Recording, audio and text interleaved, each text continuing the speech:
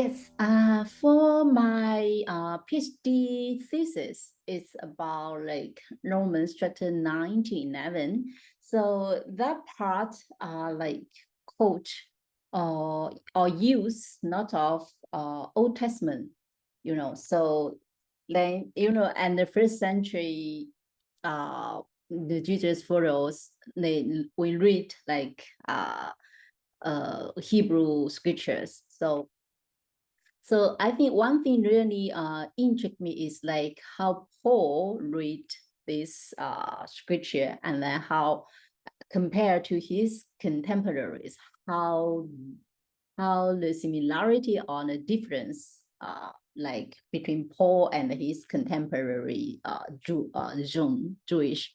So and yeah, and then particularly for Paul, I think he is Jew, but he also like has lots of background from Greco-Roman, so and Greek culture. So and then yeah, so like that he I think majorly he deal with how the zones to relate to the Gentiles, what's their relationship, and then how we see the Gentiles in the king could I use in the kingdom of Christ.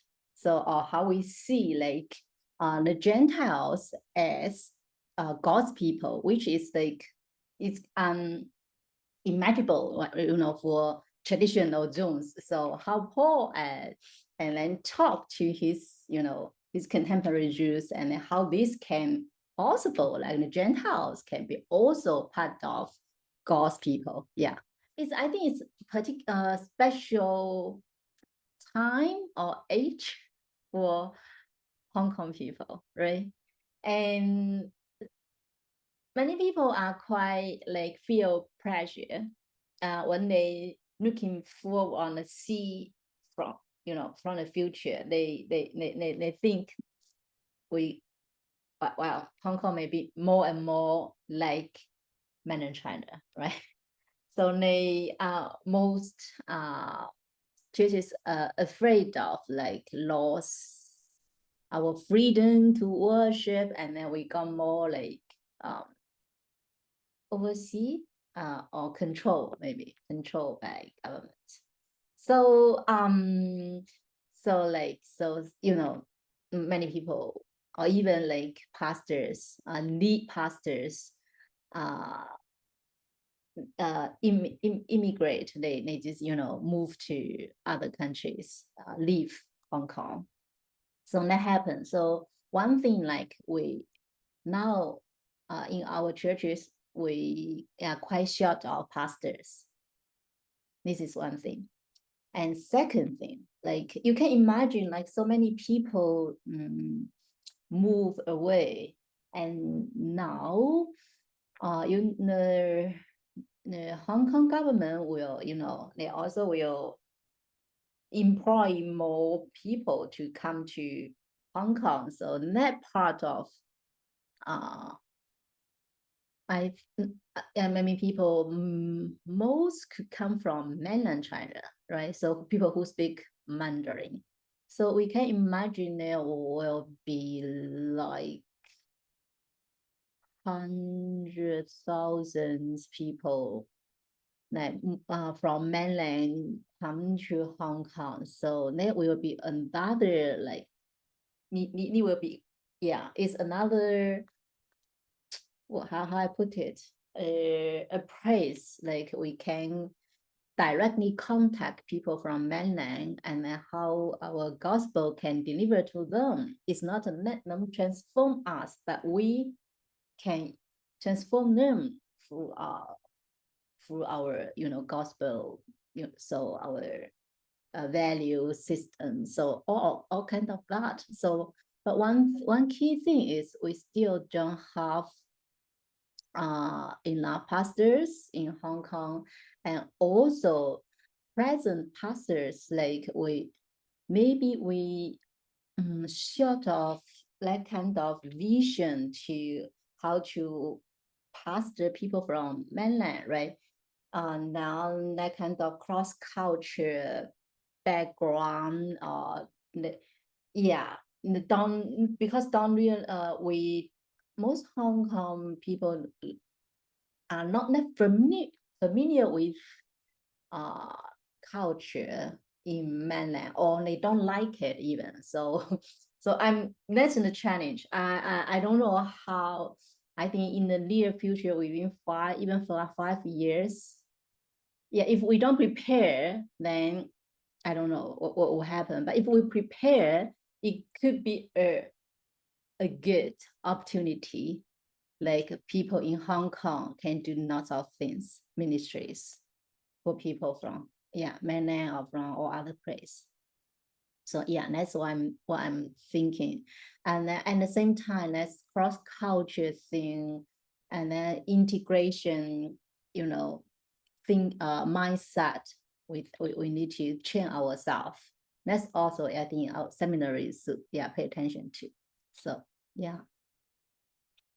Yeah, I remember that being. Yes, do you have similar for the I think first century church like also under money pressures, right? So and then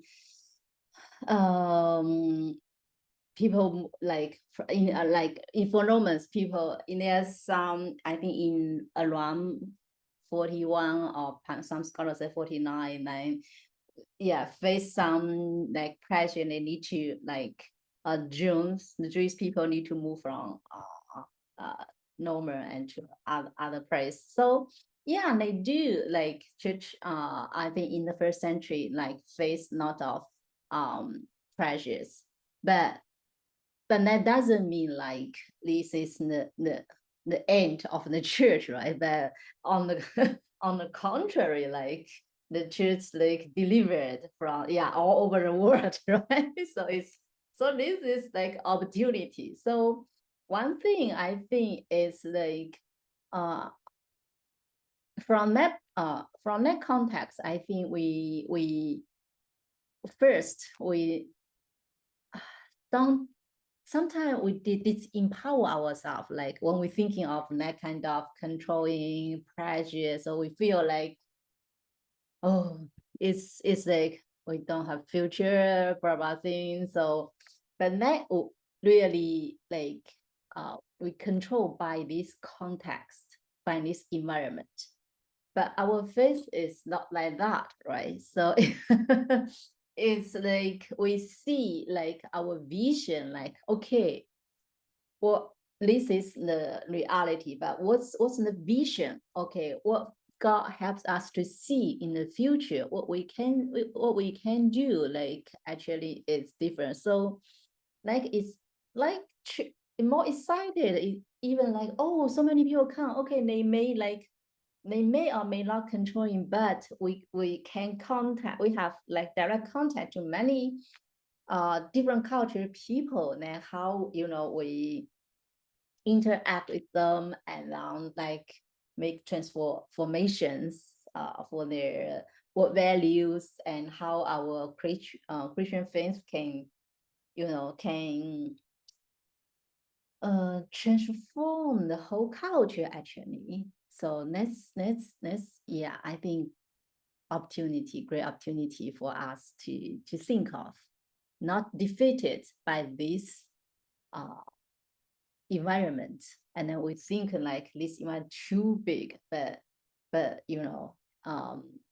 we need to see like how God's power in this world, how what he can do, like so that part I think I actually for me I'm looking forward for the future. It would be more multicultural, and would be like all men very the people in church in more variety, but that would be great, I think, so we can enrich ourselves and have contact with all different kind of people. Just as Paul, like it's not for in church, it's not just like Jews, but we have different type of people within the church, and then but one thing is we do have conflict within different group of people, but how we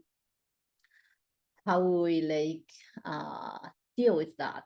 So, and yeah, how to establish that relationship. So that could be when I mean, on the way we dealing with that relationship, our faith will be established strongly. Yeah. When we're facing with multicultural, different ethnic group of people, and then on the same time, the conflict within the church would be increased, right?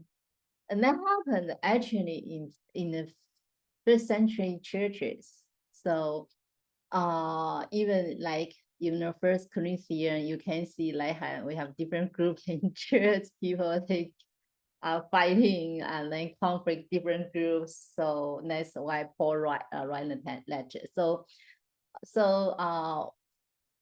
it doesn't. So for church, it doesn't mean okay, everything is not coherent. It's harmony. Just everyone we are the same and harmony. Everything is good. Not like that. Even from the starting of Jesus' first followers are already in the conflict. The tension is already there, right? So yeah, so we can understand even for nowadays the conflict is still there, right? So we have in our church, maybe we have now more and more Hong Kong church have we have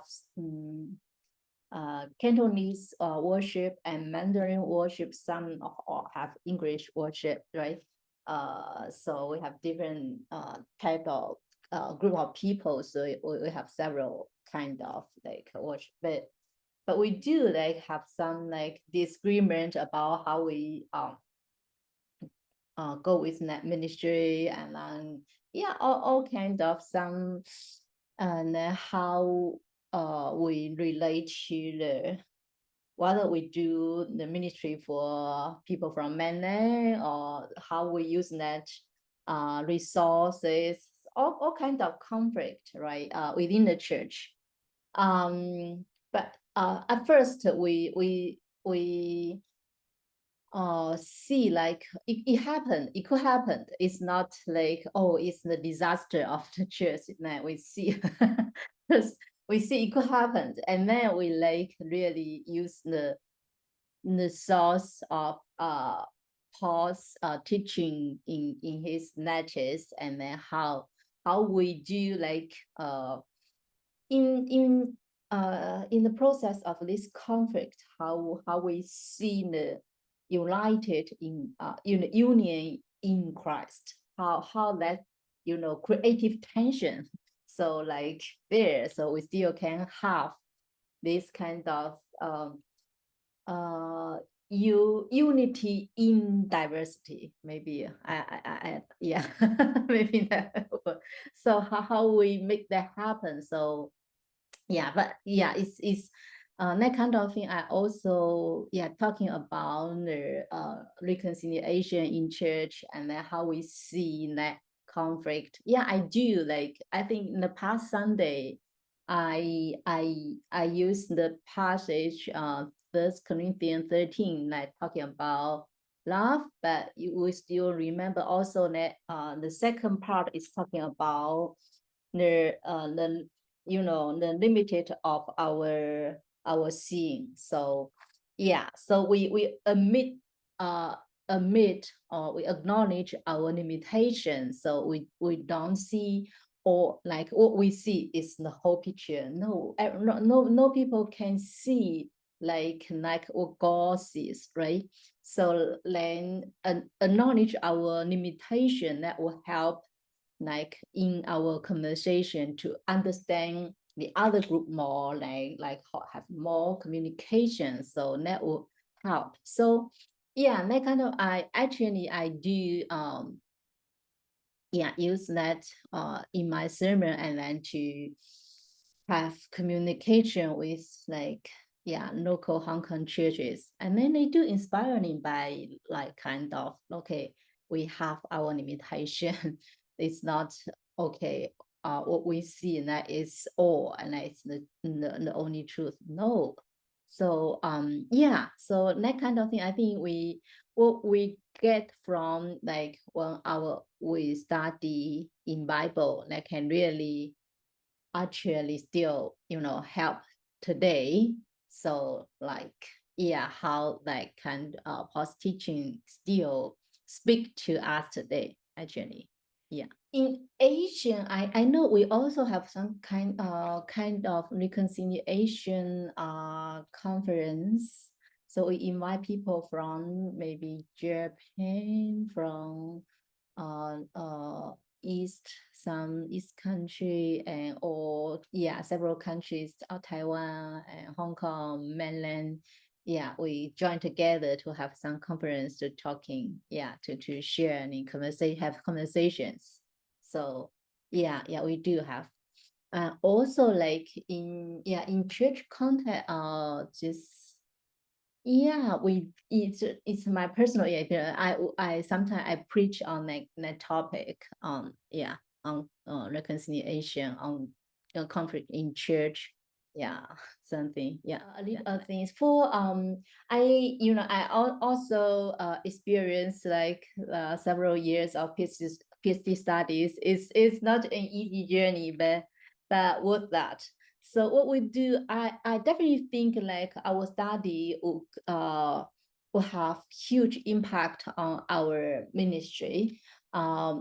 Sometimes it may like directly like connected, but it would have my supervisor have said like our study would like ahead of church since like maybe 10 or 15 years. What does that mean? For example, when in just a small example, like in Second World War, like people Nazis treat the Jews badly, right?